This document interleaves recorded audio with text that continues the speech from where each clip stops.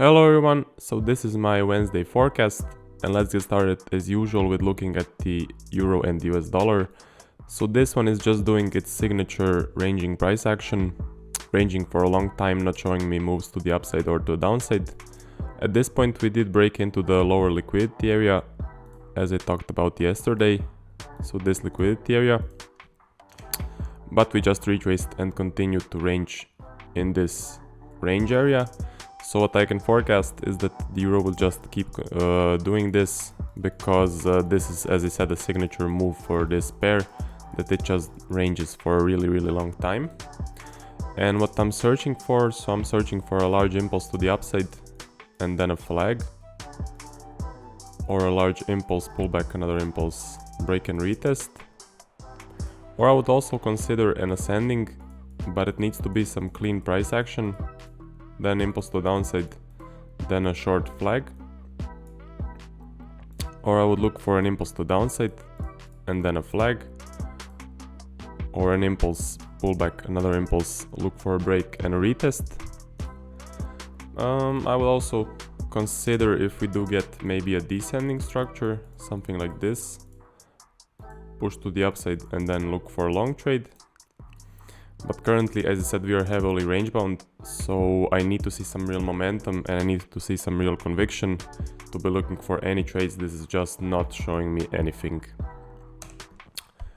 The euro and the Japanese yen looks very similar, so very similar price action.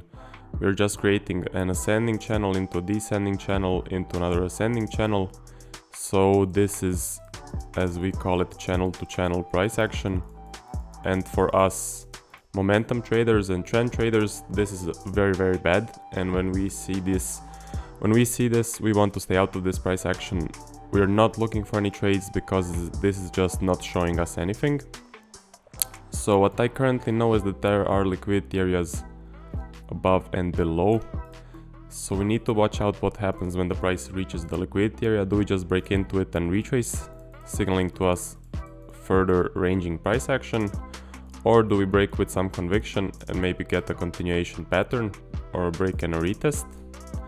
We need to see what happens, but currently what I would like to see is I would like to see a nice large impulse to downside, look for a short trade, or a nice push, pullback, another push, break and retest trade, or a descending into the liquidity area, which is then taking out people's stops, and the market makers are probably ready to push it to the upside.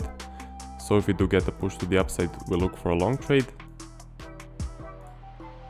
Or we can get an ascending from here, look for an impulse to the downside and a flag short. We look for an impulse to the upside and then maybe a flag, as I said, or a push, pullback, another push, break and retest, something like this.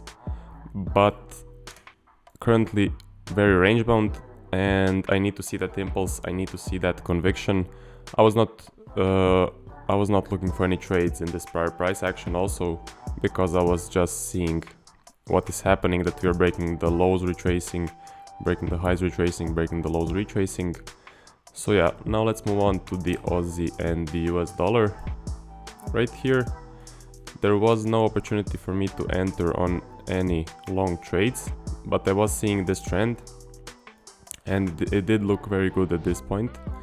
We also saw a corrective trend right here, so this was trending. We got an attempt for a reversal, but the impulse ended with a large wick and a straight retrace. Then we just ranged around between the high and the low, broke the high with some momentum and continued with that momentum.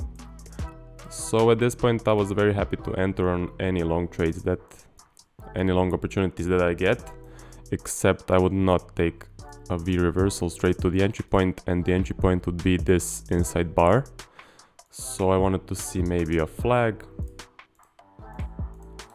or maybe a descending structure. Yeah, something more cleaner than just a V. So this I would definitely stay out of. But what we actually got, we started to get the pullback and then we just broke the high here and retraced.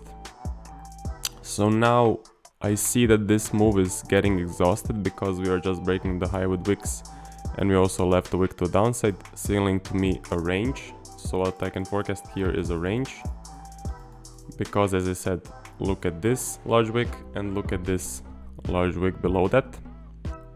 It is just signaling a range. And also because we started to break and retrace for this uptrend, we can just start to create an ascending, push to the downside, look for a short trade. Or maybe we continue with the trend, then I will look for a nice push, I'll look for a flag to go long, or I'll look for a push, pull back, another push, break and retest.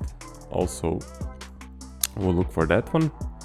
Or we can get a descending that breaks the low, look for an impulse to the upside and a long trade.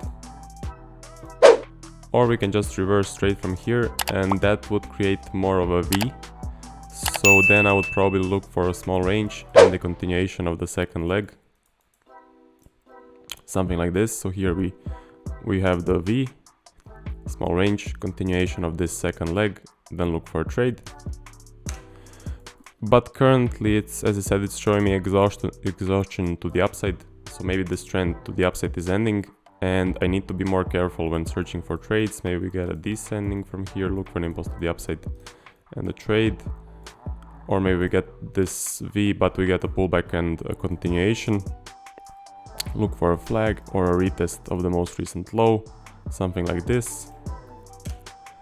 So yeah, that's it for the Aussie and the US dollar. Had no opportunity to enter right here, but was looking to enter on a long trade because it looked like a very nice uptrend.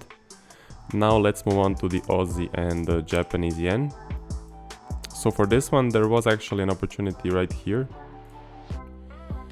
Let me take it back one more candle.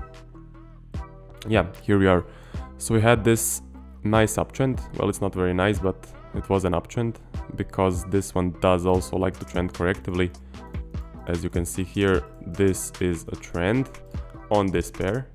So as you can see, heavy retraces, heavy pullbacks, but this is how this is a pair characteristic of the Aussie and the Japanese yen.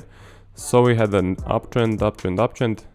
Then right here what happened, so we broke the low, we had a pausing candle, broke the high, retraced to the large wick, broke the low, retraced, left double wicks and continued to the upside.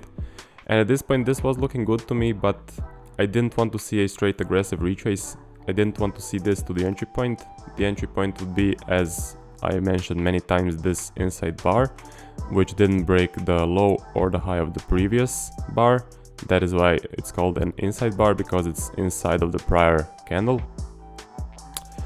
I wanted to see just a small pause to enter on a trade. I wanted to see at least some weakness right here, something like this, because I know that on the Japanese pairs, if we get a straight pullback, a 2 candle pullback, then it would just not be good, because it usually signals that we will range or reverse.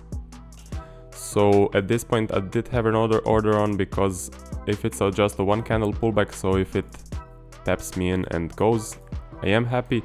But if we get this, if we get 1 candle pullback that didn't tag me in, and then a second candle aggressive pullback that tags me in, then it doesn't fit my plan, because I know that through my backtesting and other forms of like data collection, if we get a 2 candle aggressive pullback, it usually, as I said, just reverses, or it creates a range, and then you really don't know if it will go down or if it will go up.